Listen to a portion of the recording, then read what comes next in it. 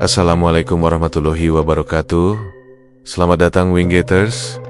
Apa kabar malam ini? Semoga kalian semua selalu dalam keadaan baik dan dilindungi dari segala hal. Kembali lagi bersama saya di Lawana Wingate. Malam ini siapkan dirimu untuk sebuah kisah yang akan membawamu ke sisi lain dari realitas, di mana batas antara dunia nyata dan dunia gaib menjadi kabur.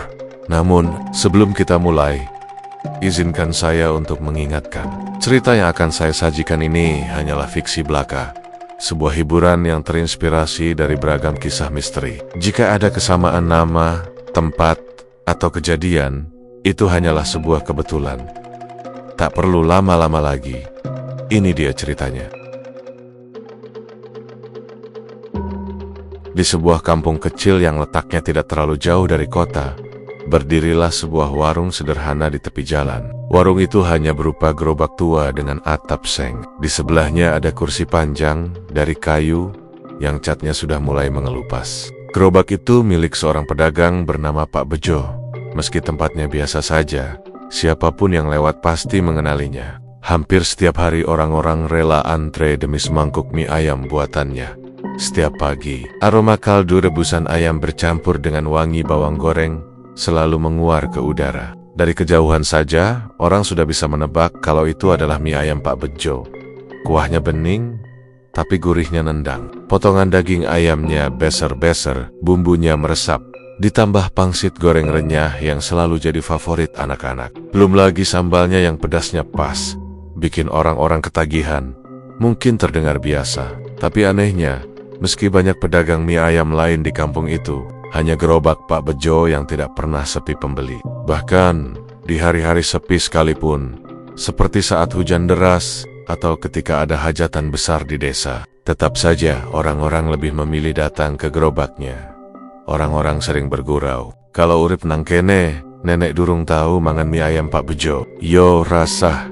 Artinya, kalau hidup di kampung itu tapi belum pernah makan mie ayam Pak Bejo, rasanya belum sah. Saking terkenalnya, orang dari kampung sebelah pun sengaja datang Jojo hanya untuk merasakan semangkuk mie ayamnya. Namun, di balik kelezatan mie ayam itu, ada hal-hal aneh yang sering membuat orang bertanya-tanya. Pertama, soal harga. Semua pedagang mie ayam biasanya menjual dengan harga standar, tapi entah bagaimana Pak Bejo bisa menjual dengan harga yang sama. Bahkan kadang lebih murah, meskipun porsinya jauh lebih banyak dan isinya melimpah. Ayamnya tidak pernah pelit, bahkan sering ditambah bakso atau pangsit tanpa harus bayar lebih. Warga bingung, dari mana keuntungan itu bisa didapatkan. Kedua, soal kuahnya. Konon, kuah mie ayam Pak Bejo tidak pernah basi. Biasanya kuah mie ayam kalau sudah siang atau sore mulai berubah rasanya. Ada bau asam atau jadi terlalu pekat. Tapi kuah Pak Bejo selalu segar sampai malam, meski gerobaknya sudah melayani puluhan orang. Bahkan pernah ada yang bilang kuahnya tetap hangat meski dibiarkan lama tanpa api. Ketiga, soal stamina Pak Bejo sendiri. Usianya sudah lebih dari 50 tahun, tapi tubuhnya tegap, matanya tajam, dan dia selalu terlihat segar setiap hari. Jarang sekali orang melihatnya sakit atau kelelahan. Padahal, berdagang mie ayam itu melelahkan. Harus bangun dini hari, menyiapkan bahan, mendorong gerobak, melayani pembeli dari pagi sampai malam. Tapi wajah Pak Bejo selalu sumringah. Suaranya ramah, senyumnya lebar. Hal-hal itulah yang mulai menimbulkan bisik-bisik di antara warga. Ada yang berpendapat Pak Bejo memang pandai meracik bumbu. Ada juga yang bilang dia punya resep rahasia warisan leluhur. Tapi tidak sedikit pula yang percaya ada kekuatan lain di balik itu semua. Salah satu cerita yang sering terdengar adalah bahwa Pak Bejo pernah berjualan di kampung sebelah sebelum pindah ke tempatnya sekarang. Dulu, dagangannya sepi, bahkan nyaris bangkrut. Hidupnya sederhana, rumahnya kecil, motornya butut, dan dia sering mengeluh tidak punya cukup uang untuk sekolah anak-anaknya. Tapi entah bagaimana, setelah pindah ke kampung ini, usahanya langsung melejit. Dalam waktu singkat, kehidupannya berubah drastis. Rumahnya yang dulu reot, kini sudah berdiri megah dengan cat hijau muda, lengkap dengan pagar besi tinggi. Dia juga membeli motor baru, bahkan sempat membeli mobil bak untuk keperluan dagangannya. Banyak orang yang mulai iri, tapi juga penasaran. Sepet tenan jo, Yuri Mundak, begitu kata orang-orang. Hidupnya cepat sekali naik. Di warungnya, pembeli datang silih berganti. Ada petani yang baru pulang dari sawah, ada anak-anak sekolah yang jajan sepulang belajar. Ada pegawai kantor yang sengaja mampir sebelum berangkat kerja. Bahkan ada orang-orang kota yang rela Jojo datang hanya untuk mencicipinya. Semua yang pernah mencoba selalu bilang hal yang sama. Mie ayamnya enak sekali, beda dengan yang lain. Namun, meskipun dagangannya selalu ramai, ada satu hal yang membuat orang semakin curiga. Beberapa orang mengaku sering merasakan hal aneh setelah makan di situ. Ada seorang bapak yang bercerita, setelah makan mie ayam Pak Bejo, malamnya dia bermimpi didatangi sosok wanita tua dengan mata merah menyala. Wanita itu hanya berdiri di depan pintunya, tersenyum menakutkan. Ada juga seorang anak kecil yang setelah makan di sana, tiba-tiba sakit panas tanpa sebab, lalu seminggu kemudian sembuh begitu saja. Cerita-cerita aneh itu kadang dianggap kebetulan, tapi semakin lama semakin sering terdengar. Meskipun begitu, anehnya, orang-orang tetap saja datang. Seolah-olah ada sesuatu yang menarik mereka untuk terus membeli. Ada rasa ketagihan yang sulit dijelaskan. Pak Bejo sendiri selalu menanggapi dengan senyum ramah. Kalau ada yang bercanda, "Pak, rahasia mie ayam panjenengan opozo, kok aiso enak ngono?" Dia hanya menjawab singkat sambil tertawa. "Wes, ting penting lagi, aiso nguyu bar mangan." Yang artinya, yang penting manis hidupnya, bisa tertawa setelah makan. Tapi di balik senyum itu, ada sesuatu di mata Pak Bejo yang sulit dijelaskan. Sesekali, ketika sedang sibuk melayani pelanggan, matanya terlihat kosong, seakan sedang memikirkan sesuatu yang berat. Ada juga momen di mana dia seperti berbicara sendiri saat mengambil bumbu atau menuang kuah. Beberapa orang yang jeli pernah melihat bayangan aneh di sekitar gerobaknya. Ketika malam tiba dan lampu petromak di samping gerobaknya menyala redup, bayangan itu terlihat lebih jelas. Ada yang bilang melihat sosok hitam tinggi berdiri di belakangnya. Ada pula yang bilang mendengar suara lirih seperti orang berbisik dari dalam panci kuahnya. Meski begitu, tak seorang pun berani menegurnya langsung. Pak Bejo terlalu disegani. Selain karena mie ayamnya terkenal, dia juga dikenal dermawan. Sering memberi makan gratis pada anak yatim atau orang yang tidak mampu. Kadang dia juga ikut menyumbang dalam acara hajatan kampung. Semua orang segan padanya, tapi dalam hati mereka tetap menyimpan tanda tanya besar. Anak-anak muda kampung sering bercanda, "Hati-hati lo nenek mangan neng kono. Iso-iso awakmu didadeke tumbal hati-hati kalau makan di sana. Bisa-bisa kamu jadi tumbal." Tapi meski bercanda, ada rasa takut yang sebenarnya mereka rasakan. Mie ayam Pak Bejo bukan sekadar makanan. Ada sesuatu yang lebih besar di balik kelezatan itu. Sesuatu yang belum bisa dijelaskan. Dan kisah itu akan semakin terasa menyeramkan seiring waktu, ketika satu persatu misteri mulai terbongkar. Beberapa pelanggan memang mulai merasakan hal-hal aneh setelah makan di gerobak mie ayam Pak Bejo. Awalnya, cerita itu hanya dianggap angin lalu, sekadar candaan orang kampung. Tapi semakin lama, semakin banyak yang mengalaminya. Dan bisik-bisik itu tidak bisa diabaikan begitu saja.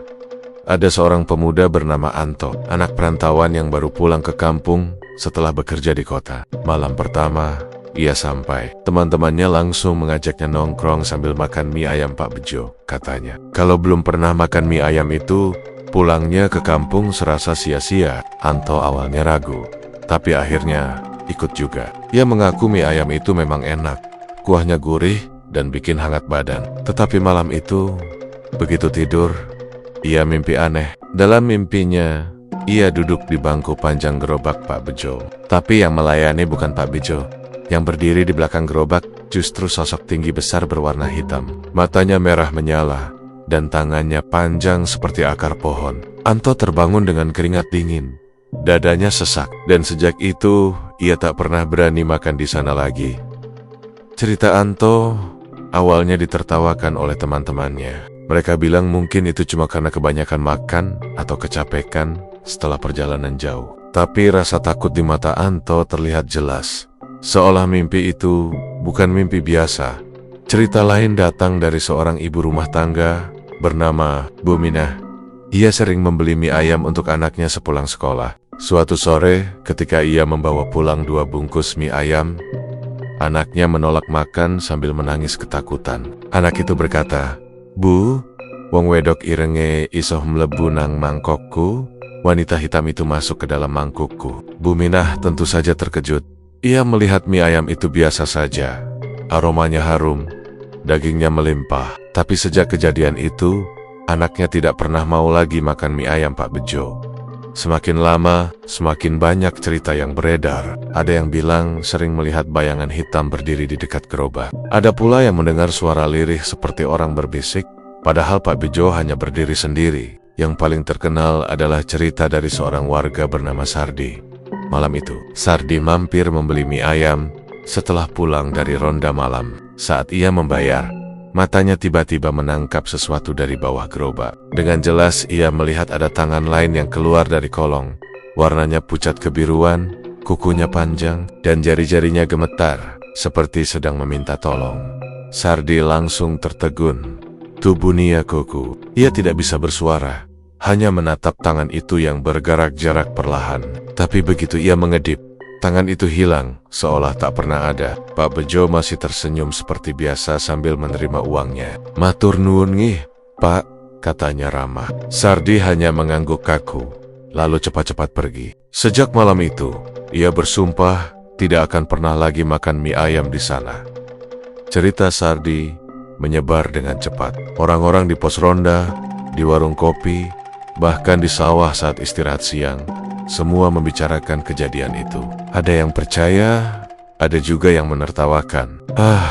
Paling Sardi ngantuk, terus halusinasi, kata sebagian orang. Tapi ada juga yang diam-diam mulai merasa takut, karena bukan hanya Sardi, semakin banyak warga yang punya pengalaman serupa. Seorang pemuda lain, Bowo, mengaku pernah melihat sesuatu yang lebih menyeramkan. Saat ia duduk menunggu pesanan, ia melihat bayangan besar berdiri di belakang Pak Bejo. Bayangan itu tinggi, kepalanya hampir menyentuh atap seng gerobak, dan matanya seperti dua bara api yang menyala. Bowo sempat mengucek matanya, berharap itu hanya ilusi, tapi bayangan itu tetap ada. Anehnya, orang lain di sekitarnya tidak melihat apa-apa. Mereka makan dengan tenang seolah semuanya baik-baik saja. Bowo tidak berani cerita langsung ke orang banyak. Ia hanya membisikkan pada teman dekatnya. Tapi namanya kampung, berita cepat menyebar. Orang-orang mulai saling mengaitkan cerita. Mimpi buruk, bayangan hitam, suara-suara aneh, dan tangan misterius di bawah gerobak. Semua itu membuat mie ayam Pak Bejo bukan hanya terkenal karena rasanya, tapi juga karena aura mistis yang menyelimutinya.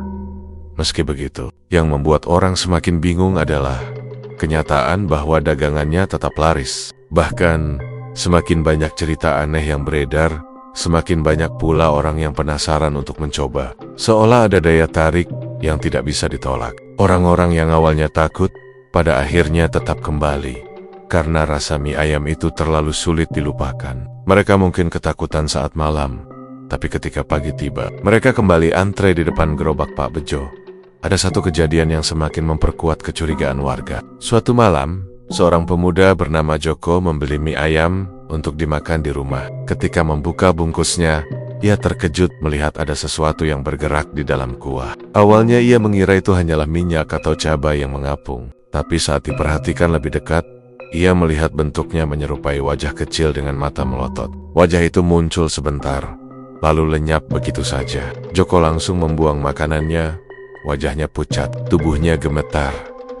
Cerita Joko ini membuat beberapa orang ketakutan. Tapi anehnya, keesokan harinya tetap saja banyak orang yang antre membeli. Seolah-olah rasa takut itu hanya bertahan sebentar, lalu hilang begitu saja. Ada yang mengatakan, mie ayam Pak Bejo memiliki semacam pengaruh gaib yang membuat orang ketagihan. Semakin mereka mencoba menjauh, semakin kuat dorongan untuk kembali. Pak Bejo sendiri tidak pernah terlihat gelisah. Setiap kali ada yang bertanya atau sekadar melempar gurauan, ia hanya tertawa lebar. Wong urip ki mong mangan, mombe, turu, nek iso mangan warek, turu nyenyak, kuwi wes cukup, begitu katanya. Hidup ini hanya soal makan, minum, dan tidur. Kalau bisa makan kenyang dan tidur nyenyak, itu sudah cukup. Kata-katanya sederhana, tapi bagi sebagian orang justru semakin menambah misteri. Warga yang lebih tua mulai mengaitkan semua ini dengan cerita lama tentang pesugihan. Mereka berbisik, Mungkin saja Pak Bejo punya perjanjian dengan makhluk gaib. Mbok menawak kuah kududu kuah biasa. Nanging campuran sing ora aiso diterangke, ujar seorang kakek tua di pos ronda. Mungkin kuahnya itu bukan kuah biasa, tapi campuran yang tak bisa dijelaskan. Kata-kata itu membuat beberapa orang merinding. Kabar yang beredar semakin liar. Ada yang bilang setiap malam Jumat Kliwon, Pak Bejo pergi ke sungai membawa sesuatu yang dibungkus kain putih. Ada pula yang bilang, kadang terdengar suara tangisan dari arah rumahnya ketika tengah malam.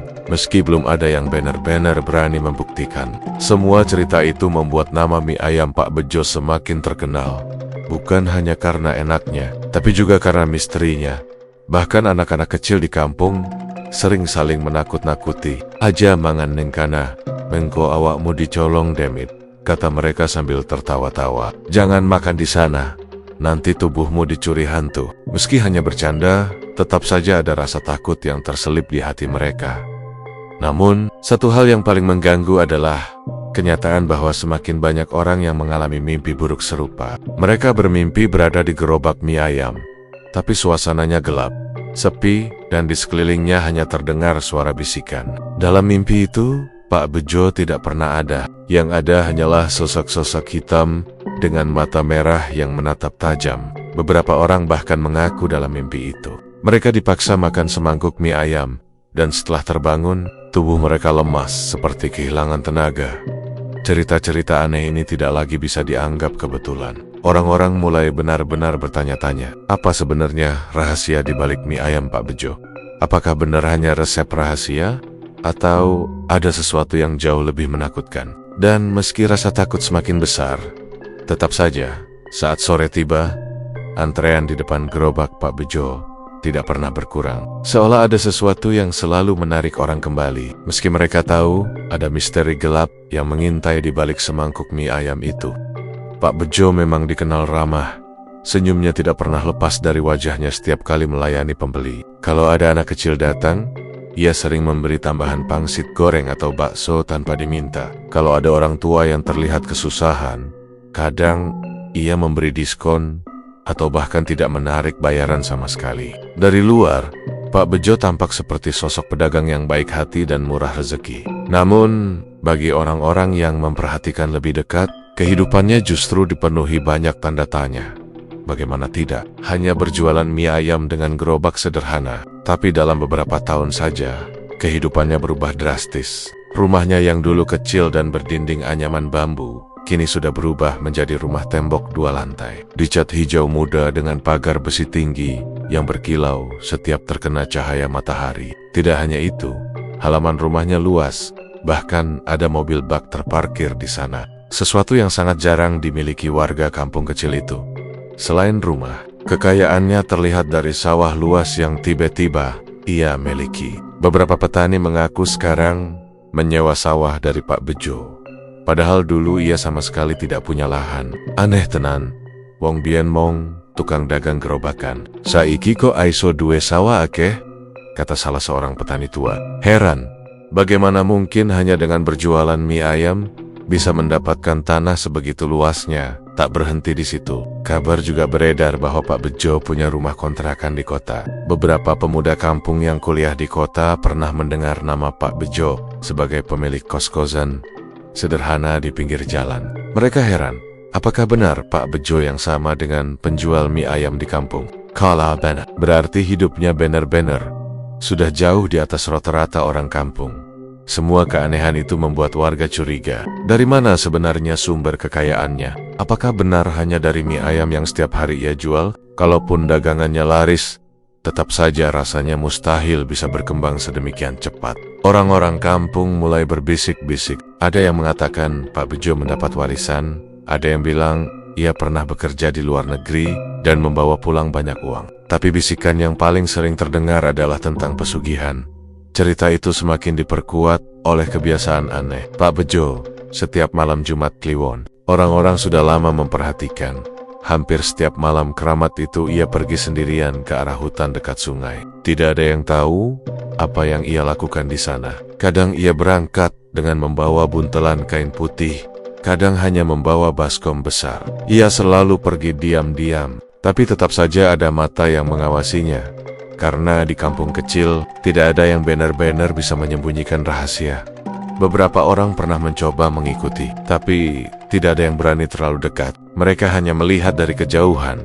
Bayangan Pak Bejo berjalan menyusuri jalan setapak di bawah cahaya bulan. Hutan itu terkenal angker.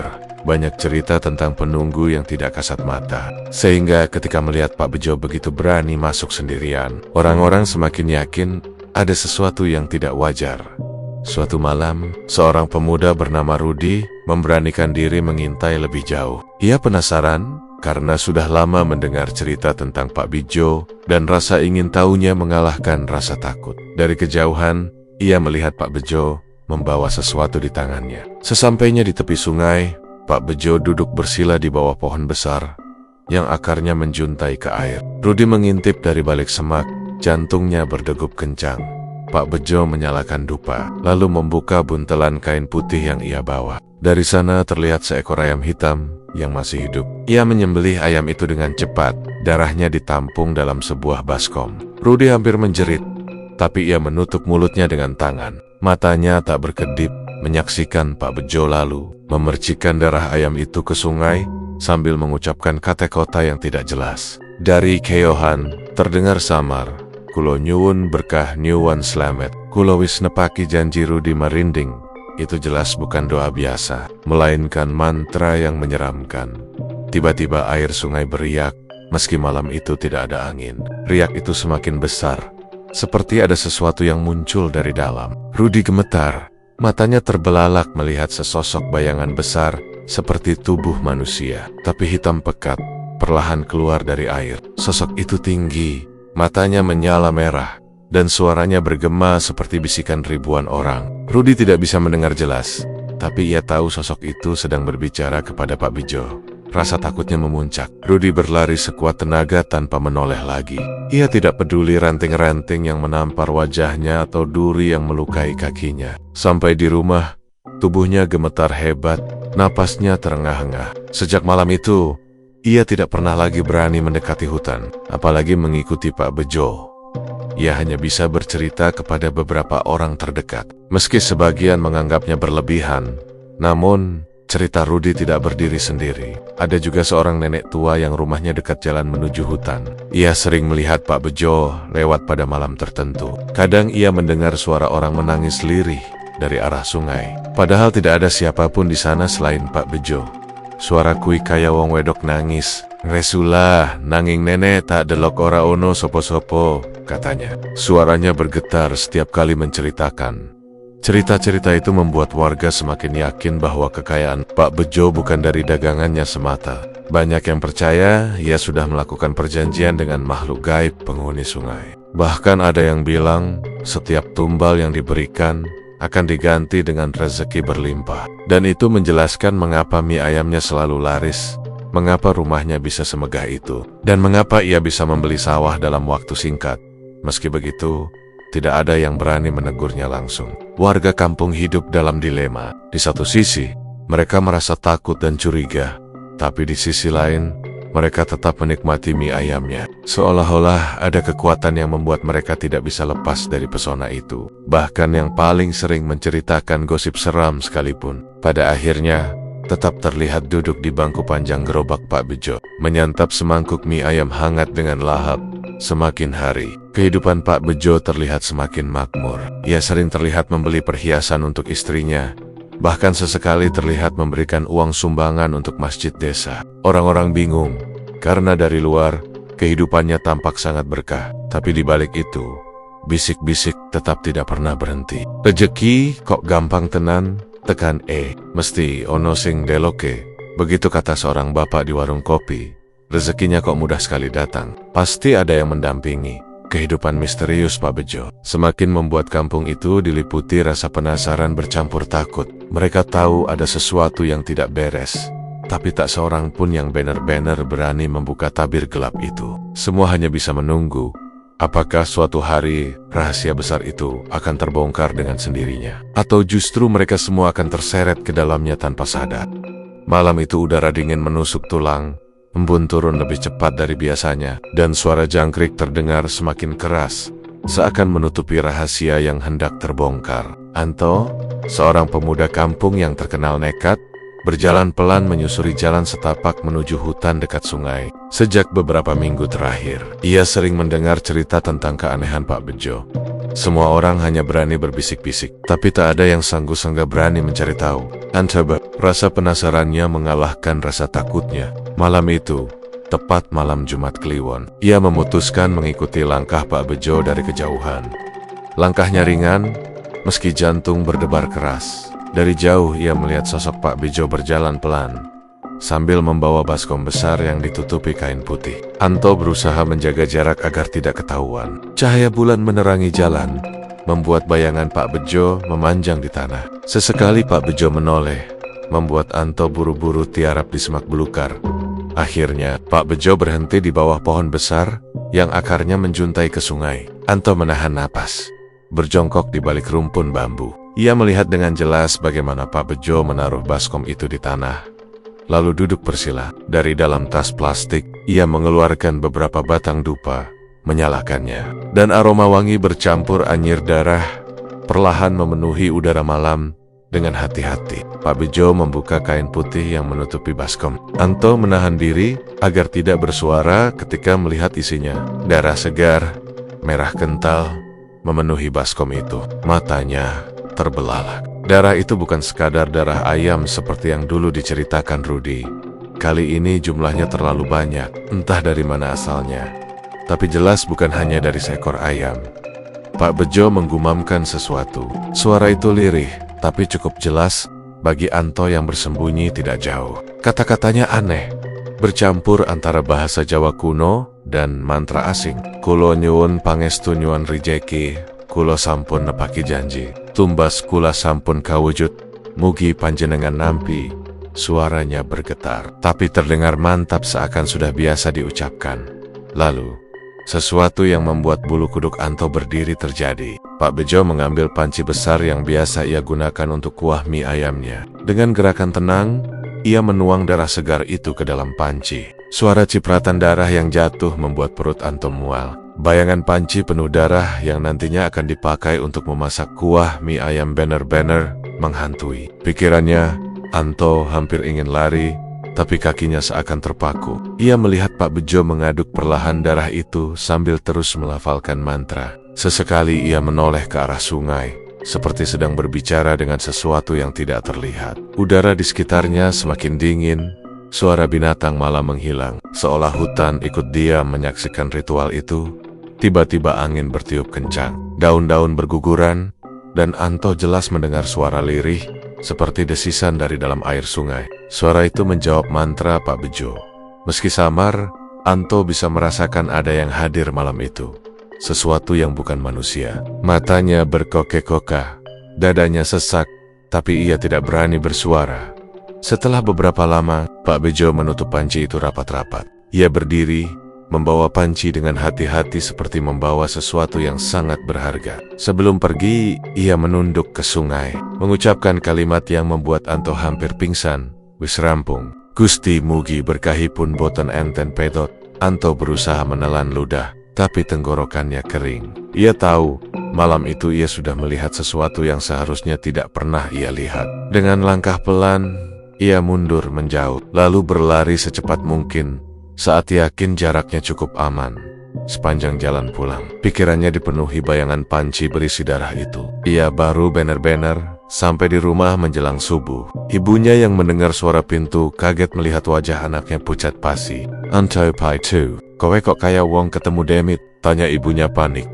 Anto hanya bisa menggeleng. Ia tidak bisa langsung menceritakan semuanya. Hatinya diliputi ketakutan, tapi juga rasa bimbang. Kalau ia cerita sembarangan, siapa yang akan percaya? Orang-orang mungkin hanya akan menertawakannya atau malah menganggapnya fitnah. Tapi kalau ia diam, berarti ia ikut membiarkan orang-orang kampung makan mie ayam yang kuahnya penuh darah pesugihan. Keesokan harinya, Anto mencoba menenangkan diri. Ia duduk di warung kopi bersama beberapa temannya. Saat mereka membicarakan mie ayam Pak Bejo, yang katanya semakin enak, Anto hampir muntah. Ia mencoba menahan diri, tapi akhirnya tidak kuat. Kowe kabeh iki ngerti ora? Kuah mie ayam sing enak, kue sejatine dudu. Kuah biasa, aku weruh dewe. Pak Bejo nggo kuah kui nganggo getih. Teman-temannya langsung terdiam, menatap Anto dengan wajah bingung. Ada yang tertawa kecil, mengira Anto bercanda. Wes lah tu, ojo guyon ngono, nenek Pak Bejo ngeracuni wong. Mesti wis akeh sing mati, kata salah seorang temannya, mencoba menenangkan Anto berkeras. Ia menceritakan dengan detail apa yang dilihatnya, dari dupa, mantra, sampai panci yang diisi darah. Wajahnya serius, suaranya bergetar, matanya hampir menangis. Tapi sayang, tidak ada yang benar-benar percaya. Mereka menganggap Anto terlalu banyak menonton film horor atau terlalu mudah termakan gosip. Malam berikutnya, Anto semakin gelisah. Ia tidak bisa tidur. Setiap kali memejamkan mata, ia melihat wajah orang-orang kampung makan mie ayam dengan lahap. Padahal yang mereka telan adalah kuah darah. Ia mendengar suara-suara aneh di telinganya, seperti bisikan halus yang berkata, "Ojo nyampuri urusan iki. Uripmu, aiso ciloko Anto." Semakin yakin ada kekuatan gaib yang melindungi rahasia Pak Bejo. Setiap kali ia ingin menceritakan kepada orang lain, selalu ada saja halangan. Kadang ia tiba-tiba sakit perut, kadang tenggorokannya mendadak serak, seolah-olah ada sesuatu yang menahannya.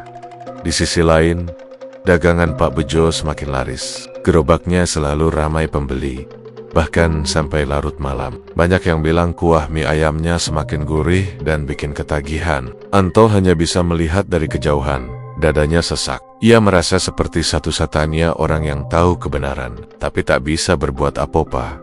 Hari demi hari, perasaan Anto semakin berat. Ia mulai sering mimpi buruk. Dalam mimpinya, ia melihat dirinya duduk di depan gerobak Pak Bejo, disodori semangkuk mie ayam. Tapi saat ia menyendok kuahnya, yang terlihat bukanlah kaldu bening, melainkan darah merah kental yang mendidih. Dari dalam mangkuk itu muncul tangan hitam yang menariknya masuk. Ia terbangun dengan keringat dingin, tubuh gemetar, dan suara teriakan masih bergema di telinganya.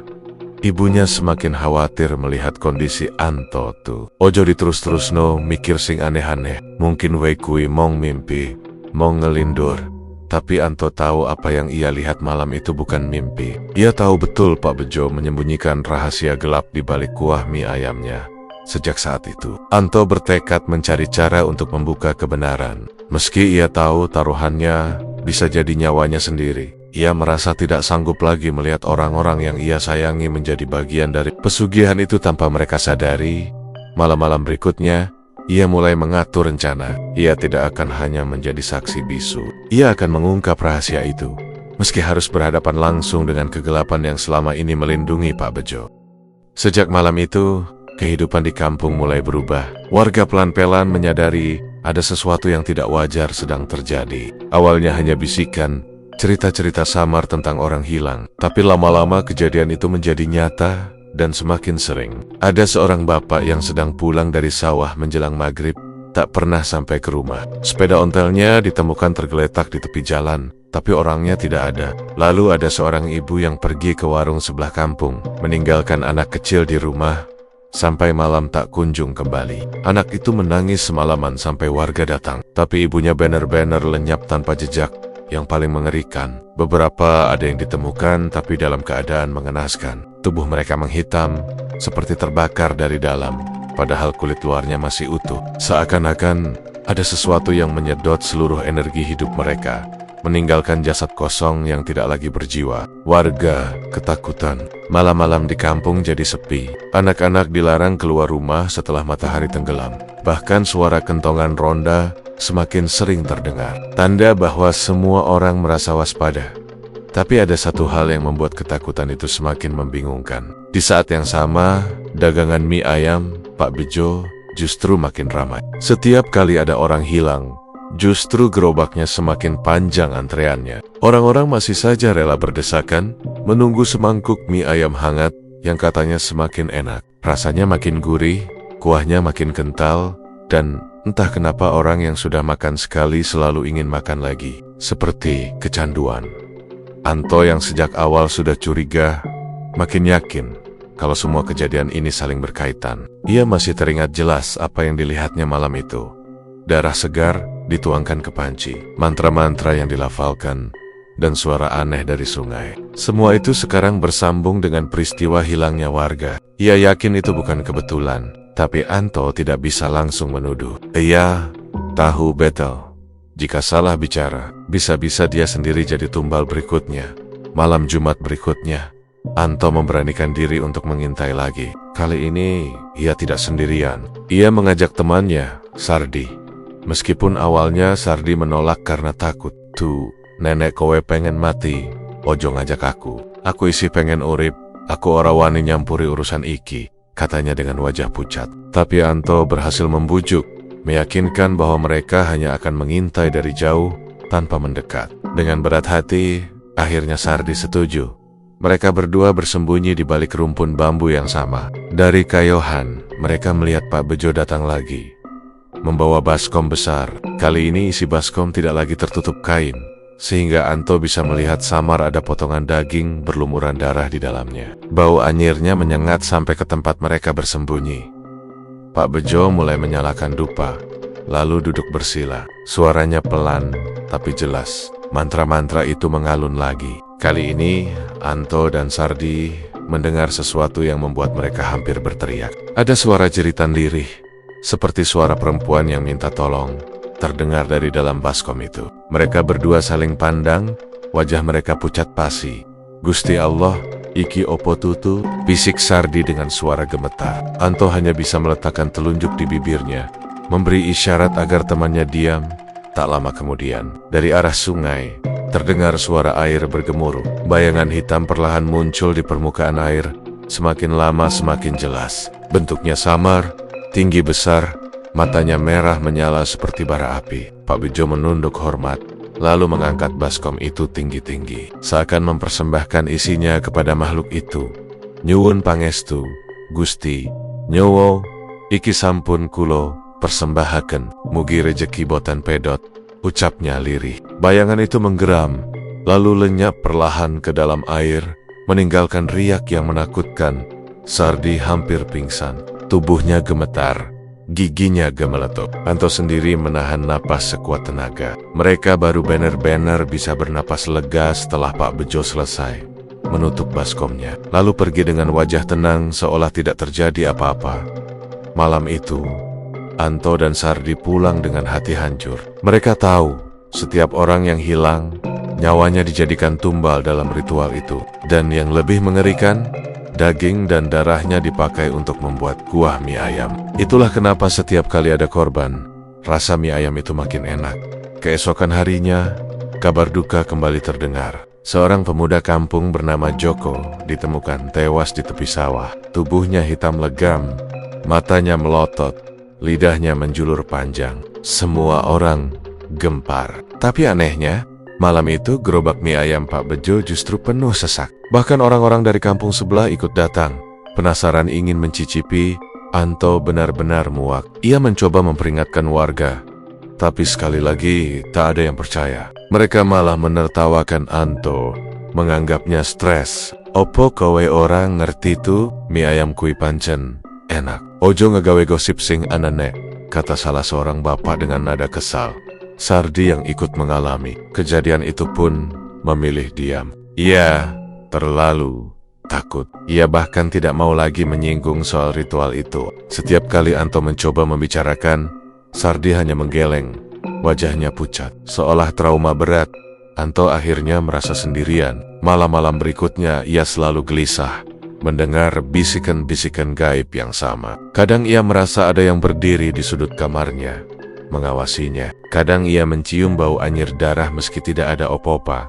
Sementara itu korban-korban terus bertambah. Dalam sebulan, sudah ada 5 orang yang hilang atau ditemukan tewas mengenaskan. Semakin banyak tumbal, semakin makmur kehidupan Pak Bejo. Rumahnya semakin megah, motornya ganti baru. Bahkan kabarnya ia membeli tanah lagi di kampung sebelah. Warga mulai berani membicarakan hal ini. Meski masih berbisik, mereka mulai mengaitkan semua kejadian aneh dengan Pak Bejo. Tapi tak ada yang berani menghadapinya langsung. Rasa takut lebih besar daripada keberanian mereka. Lagi pula, sebagian besar dari mereka sudah terlanjur ketagihan mie ayam itu. Seakan ada sesuatu yang membuat mereka tidak bisa berhenti.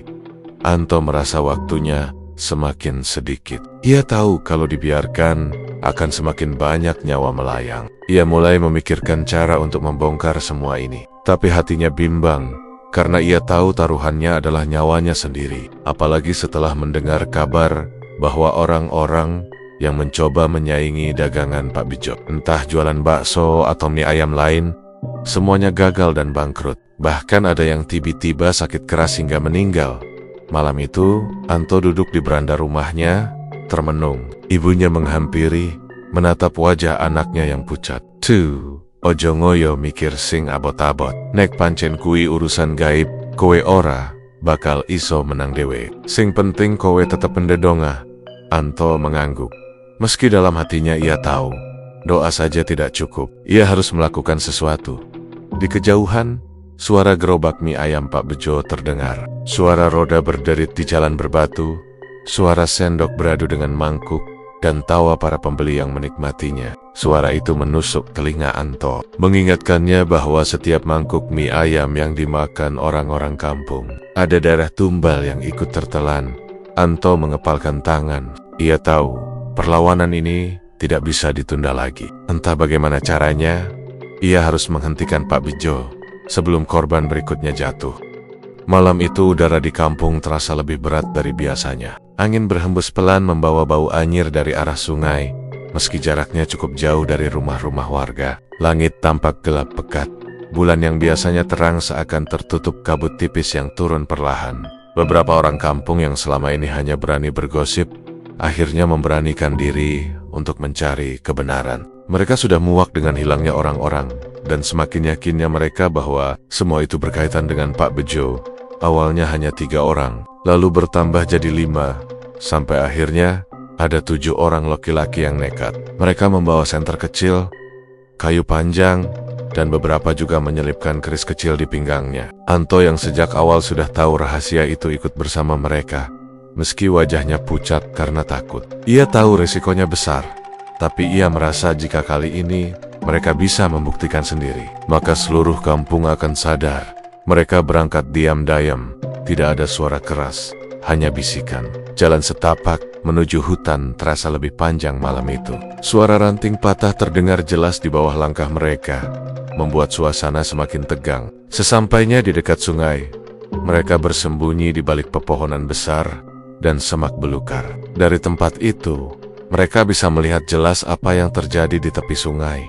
Pak Bejo sudah ada di sana. Ia mengenakan kain hitam yang menutupi tubuhnya, berbeda dengan pakaian biasanya. Di depannya tersusun sesajen, kemenyan, bunga 7 rupa, kendi berisi air, dan seekor ayam hitam yang kedua kakinya sudah diikat. Ayam itu berkokok lirih. Suaranya terdengar serak seolah tahu apa yang akan terjadi padanya. Warga yang mengintai menahan napas. Tubuh mereka kaku. Salah seorang berbisik lirih, "Gusti, iki pancen bener tuh, Bejo tenan sing gawe kabeh iki." Suaranya hampir tak terdengar. Anto hanya mengangguk pelan. Matanya tak lepas dari pemandangan itu. Pak Bejo mulai menyalakan dupa. Asap putih mengepul ke udara, membuat suasana semakin menyesakkan dada. Tangannya lalu mengangkat ayam hitam itu tinggi-tinggi. Dengan suara pelan, ia mulai melafalkan mantra. Suaranya aneh, kadang seperti orang berdoa, kadang seperti bergumam marah. Beberapa kata-kata Jawa terdengar jelas. "Nyawane kulo persembahaken, rejeki mugi, tanpa pedot." Ayam itu berteriak keras, mengepak-ngepak sekuat tenaga, tapi genggaman Pak Bejo kuat. Dengan satu gerakan cepat, ia menyembelih ayam itu. Darahnya muncrat ke tanah, mengenai sesajen dan sebagian jatuh ke air sungai. Jeritan ayam bercampur dengan suara deras air. Tapi yang paling membuat bulu kuduk berdiri adalah suara lain yang muncul dari dalam sungai. Tiba-tiba terdengar jeritan keras, panjang, melengking. Bukan suara ayam, bukan suara manusia. Suara itu bergema, membuat daun-daun bergetar, membuat tubuh warga yang mengintai gemetar. Salah seorang sampai menjatuhkan senternya, tapi untung segera ditahan agar tidak berbunyi keras. Dari dalam air, sungai muncul bayangan hitam besar. Awalnya hanya seperti kabut pekat, tapi lama-lama membentuk sosok tinggi menjulang. Matanya merah menyala, mulutnya menganga lebar, suaranya menggeram. Sosok itu bergerak perlahan keluar dari air, seakan menerima persembahan yang diberikan Pak Bejo. Warga yang melihat hampir tidak bisa menahan diri. Dua di antaranya spontan berlari mundur, wajah mereka pucat pasi, tubuh gemetar tak terkendali. Yang lain menahan napas, sebagian menggenggam keris dengan tangan berkeringat. Anto sendiri merasa jantungnya hampir meledak, dadanya sesak seakan ditindih sesuatu yang besar.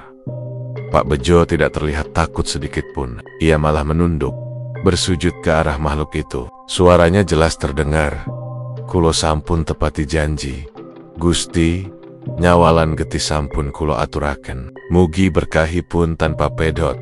Makhluk itu menggeram panjang, lalu dari tubuhnya keluar asap hitam pekat yang perlahan menyelimuti ayam yang baru saja disembelih. Darah yang tercecer di tanah mendidih perlahan, seolah ditelan bumi. Suasana di sekitar menjadi semakin mencekam. Udara berubah dingin, napas terasa berat, dan cahaya senter kecil yang dibawa warga redup begitu saja. Seakan kalah dengan kegelapan, salah seorang warga tidak kuat lagi. Ia menjerit kecil, lalu berlari sekencang mungkin meninggalkan tempat itu. Suaranya terdengar jelas, membuat Pak Bejo menoleh ke arah semak belukar. Matanya merah menyala, berbeda dengan biasanya. Pandangan itu menusuk, membuat siapapun yang melihat merasa seperti ditelanjangi.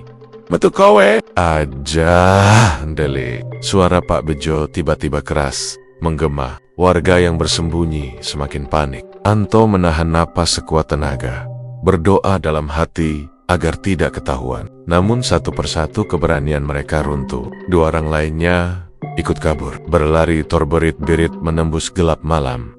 Makhluk hitam itu menggeram lagi. Suaranya seperti tawa bercampur jeritan. Pohon-pohon bergetar, tanah berdesir, air sungai meluap sebentar seakan marah. Pak Bejo hanya berdiri tegak, matanya masih merah, wajahnya menegangkan. Sisa warga yang masih bertahan tidak tahan lagi. Mereka pun akhirnya ikut lari, meninggalkan Anto yang terlalu ketakutan untuk bergerak. Anto berjongkok di balik pohon, tubuhnya gemetar, keringat dingin membasahi wajahnya. Ia tahu kalau ia bergerak sedikit saja, kemungkinan besar Pak Bejo akan melihatnya. Ia memejamkan mata, berdoa lirih, "Gusti, ojo nganti aku ketok, ojo nganti nyawaku diambil dina iki." Suasana hening sejenak. Makhluk hitam itu perlahan kembali tenggelam ke dalam sungai, meninggalkan riak air yang berputar. Pak Bejo menutup matanya, menarik napas panjang, lalu kembali seperti semula. Matanya tidak lagi merah menyala, tapi masih tampak sayu, seolah habis menangis darah. Ia menghela napas panjang, lalu membereskan sesajennya.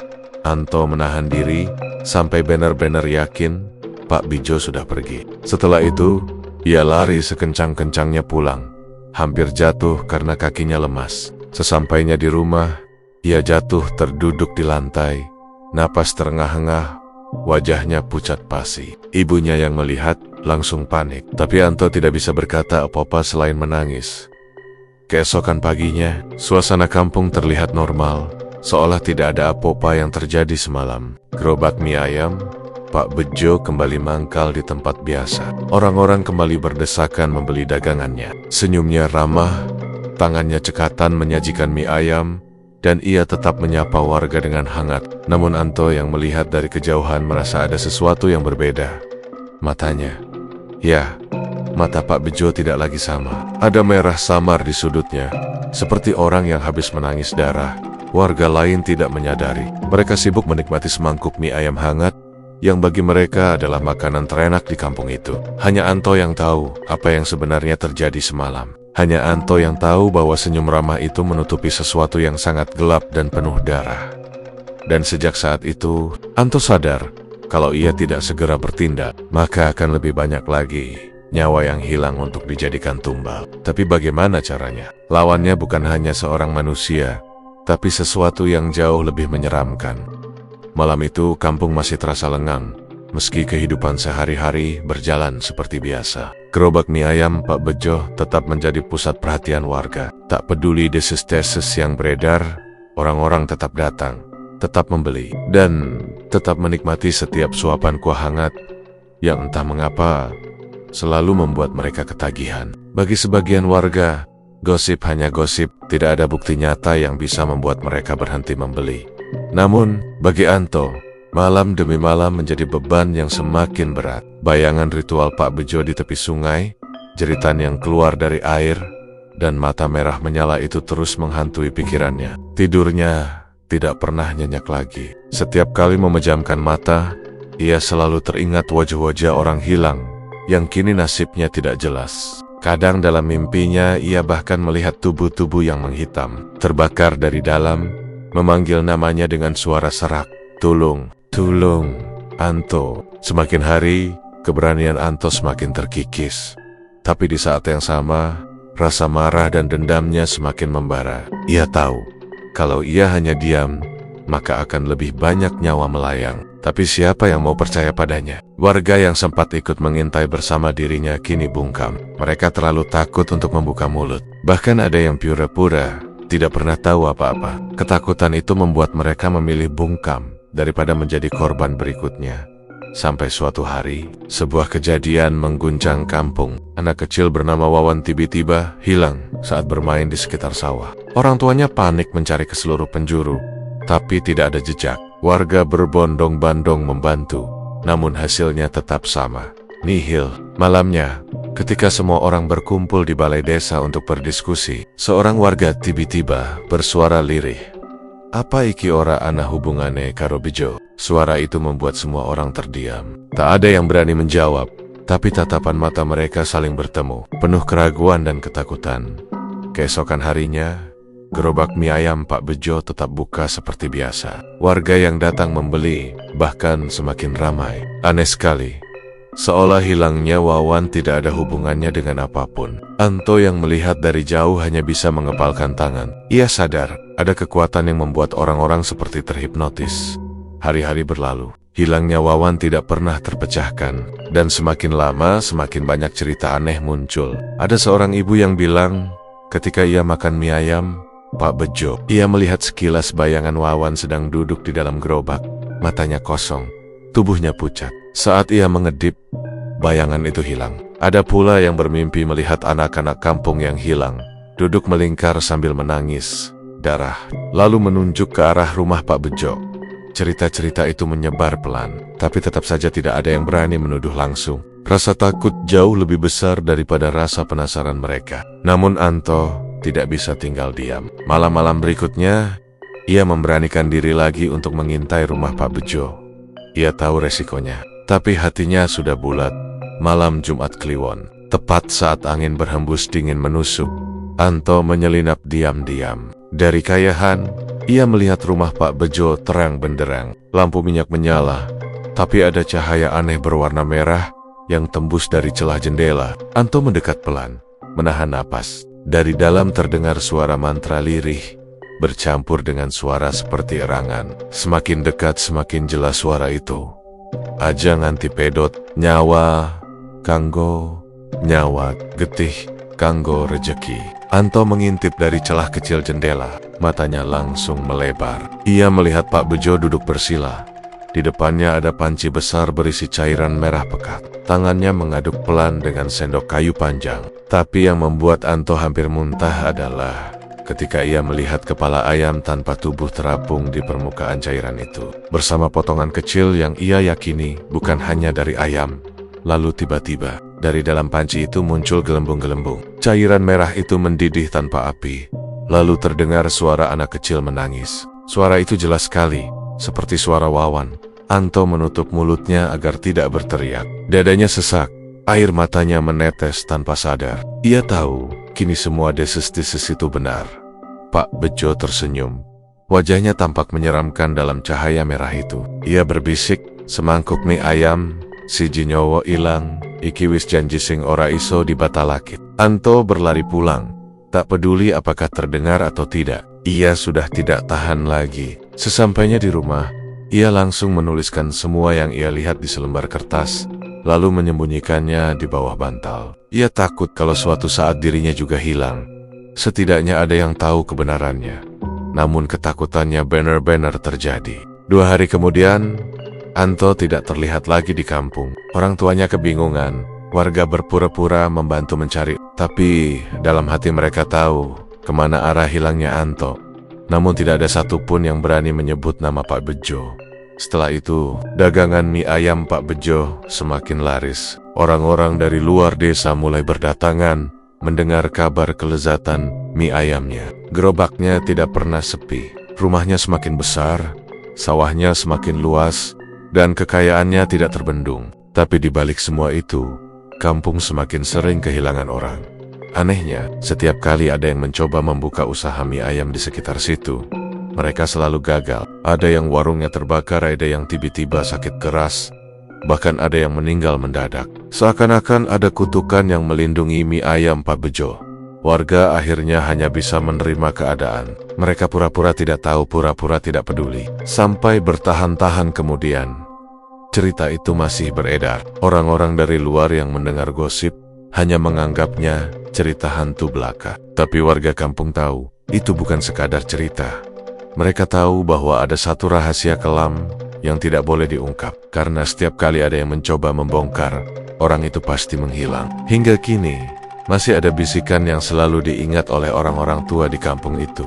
Sak mangkok mie ayam, siji nyowo ilang. Konon, di tengah malam, jika ada yang berani lewat dekat rumah Pak Bejo, mereka bisa mendengar suara-suara samar dari dalam rumah. Tangisan, erangan, atau suara orang berdoa dengan bahasa yang tidak mereka mengerti. Ada yang pernah bersumpah melihat bayangan anak kecil berlari masuk ke gerobak mie ayam, lalu hilang begitu saja. Pak Bejo sendiri tetap terlihat ramah, murah senyum, seperti biasanya. Usianya tidak pernah terlihat tua, seakan waktu tidak mampu menyentuhnya. Dan sampai sekarang, tidak ada seorang pun yang tahu berapa nyawa yang sudah dikorbankan demi semangkuk mie ayam itu. Cerita itu menjadi legenda kelam yang diwariskan turun-temurun. Ada yang percaya, ada yang tidak. Tapi satu hal yang pasti, tidak ada satupun orang berani membuka warung mie ayam di dekat rumah Pak Bejo.